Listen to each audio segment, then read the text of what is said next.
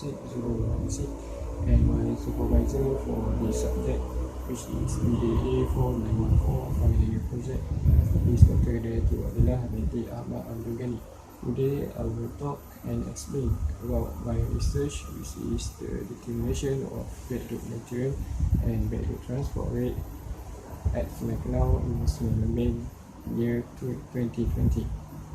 First of all, let me introduce a little bit about this research. This research was carried out to determine the effect of bed load transport due to human activities. There are some human activities near the river, such as mining, logging, and housing development. As we know, people tend to live near the river as it is source of food such as fishing and agriculture. The sediment from human activities will go to our natural drainage system by rainfall, thus will affect the concentration of sediment in the river. Next, for the problem statement, the increasing rate of bed load transport will make the river shallow, and this will cause the increasing of flood potential in the surrounding area because the river basin cannot hold the water anymore. Next, it will disturb the aquatic life because the river morphology has changed, and this will lead to extinction of native species in this country. It also will make the river life become shorter. This also will cause water quality problem because the sediment or washload contains small particles that increase water turbidity.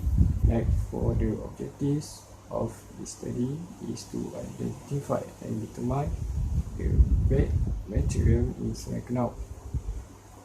Next is to identify the sediment concentration effect toward the environment. And lastly, to calculate bed load transport rate using Lewis and Scottish equation and compare it with the usual bed load data and choose the most similar data. For the literature review, I used the reference from Gary McNally's that published in 2010. That's about water resource and that is Muhammad Habibi 1994 sediment transport estimation method in river. And also using William Emmett 1984 as my reference with bed load sample. And from the reference, I can know about the introduction about Adam Smith. For the methodology on which is on-site equipment and using level staff to measure the depth of the river, and using measurement tape to measure the width of the river, and also using laser distance to double check whether my measurement of the width is correct using measurement tape.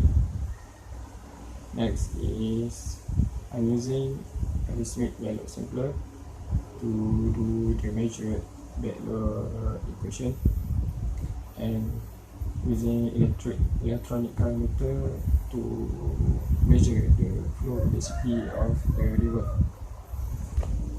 For laboratory work, I will use sieve analysis equipment, which is to determine the particle size distribution of fine of coarse sediment. And also after getting the depth I observe will be used to plot distribution graph calculation. That is on-site sampling. The first picture, I'm teaching my friend how to handle the Smith equipment. This is very important so that the data that will be observed can be accurate, so that calculation will be correct. Second picture is I measure the river width using measurement tape. The picture shows the Kenau river width, and lastly the reading of river velocity using electronic parameter. For lab testing shows the bed load material of sediment that has been taken from the river. You can see the sediment trapped in Smith the wet weight of sediment, and also the dry weight of sediment. And this is the formula that I have been using, which is Du Bois equation, Scottish equation, and percentage difference equation. So the difference between these equations, which is Du Bois and Scottish equation, is Du Bois using small or fine particle in this equation. Others, meanwhile, Scottish using more bigger sediment particle in the equation. Next, for the result of particle distribution, there are 8 samples that has been collected and studied through 2013 to 2020. Every year, 2 samples has been taken in Kenau to study about the bed load transport rate. From the graph, we can see varied curve in every sample. This shows every sample taken has different bed load, material, and size. The different are affected by sampling station, which is upstream or downstream, and the weather, which is rainy or sunny day. You can see the graph of the particle distribution curve for sample 1 and on 4 September 2015, sample 2 on 5th September 2015, and sample 8 on 21 February 2020. And after getting all the results, I can be conclude from the distribution graph, the median grain size for sample in 2013 to 2020 are very thin to very fine gravel. For the collected data, we can see the difference between weather, depth, width, average flow velocity, and average flow rate. Given the sample were taken at the same station, we can see the average flow velocity influence the average flow rate. The increasing flow velocity will also increasing the flow rate. Rainy day has the higher value for the flow rate than normal day.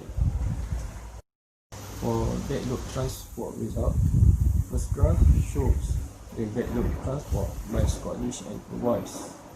From the graph, we can see that Scottish given higher value for every sample than Du Bois equation. It happened because Scottish used higher grain size in population, while Du Bois only used medium size in population.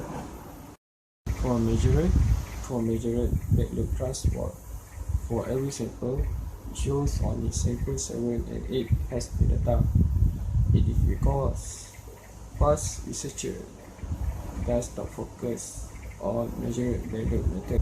For bed load transport versus average flow velocity, we can see the increasing average flow velocity also will increase the bed load transport, and the decreasing average flow velocity will also make decreasing bed load transport. Sample 2 shows the highest flow velocity, which is 8.25 feet per second, and for the lowest flow velocity is on sample 4, which is 0.831 feet per second. We can see big difference between both bed load equation when the flow velocity change. It also can be seen in bed load transport versus average flow rate. When the flow rate increase, the bed load transport also increase. You can highlight the highest value for average flow rate is on sample 2, which is 5.2, or the lowest value is on sample 8. Next, for measured versus created bed load, you can see from the data, Du Bois shows almost the same value with the measured bed load, while Scottish shows big difference for measured bed load. As example, on sample 7, measured bed load value is 0.0146, pound per second, and the voice is 0.0789 pound per second. The difference between it is 0.0971, while Scottish equation is 3.79374 pound per second, and the difference between the measured bed load is 3.29494. That is because that is the factor why I'm choosing Du Bois equation other than Scottish equation.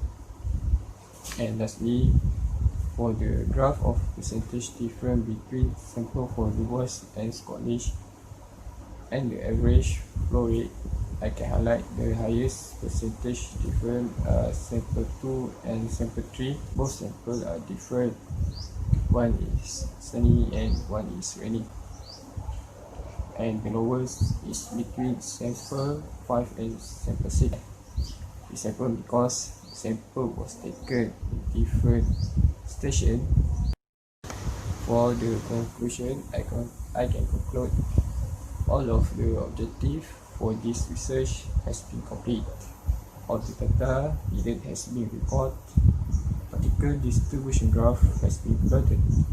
Payload material is coarse sand to very coarse sand, which is the medium grain size range between 0.5 to 0.3 mm, and the increasing flow rate will also increasing the payload transport rate. From the data that has been calculated, I can conclude that Du Bois equation has more similar value for the measured data, so we choose the Du Bois equation. And for the recommendation, study on backload transport in Kenau should be constantly, so that we can know the sediment rate from year to year. And also it's also important for us to protect the Sungai Lembing, as Sungai Lembing is heritage place and it should be protected, so next generation will have to see and also appreciate the giver from God. That's all for me. Thank you.